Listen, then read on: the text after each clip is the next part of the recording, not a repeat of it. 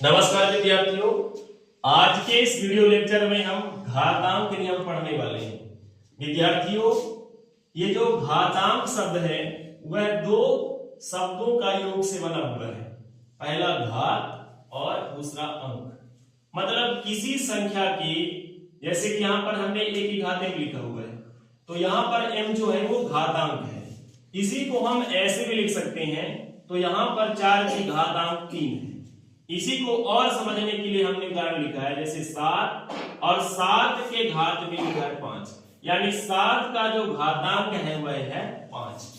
तो घातांक का मतलब क्या होता है कि किसी भी संख्या के घात में, यानी ऐसे कोई संख्या होगा उसके ऊपर कुछ लिखा होगा, जिसको अगर कहा जाए उसके कपार में लिखा रहता है। इसमें लिखा रहता है कपार में, ऐसे उसको हम क्या बोलते हैं? घातांक।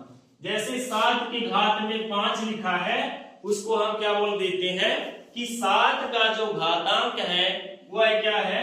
5 है। जैसे कि यहाँ पे अगर कोई एक नंबर लिख दें कि 8 और 8 के घात में लिख दें 3, तो यहाँ पे 8 का घातांक क्या हो जाएगा? 8 का घातांक क्या हो जाएगा? अब इस चीज की खोज क्यों किया गया, इसको बनाया क्यों गया?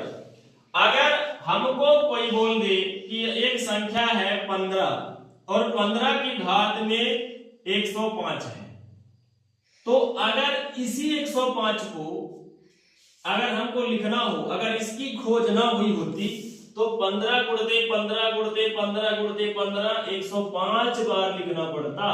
कितने बार लिखना पड़ता? तो इस इतने में तो एक पेज भर जाता, इतने में तो एक पेज भर जाता। इसलिए इसकी खोज की गई कि उसको एक सीमित जगह पर लिखा जा सके, इसलिए इसका खोज किया गया।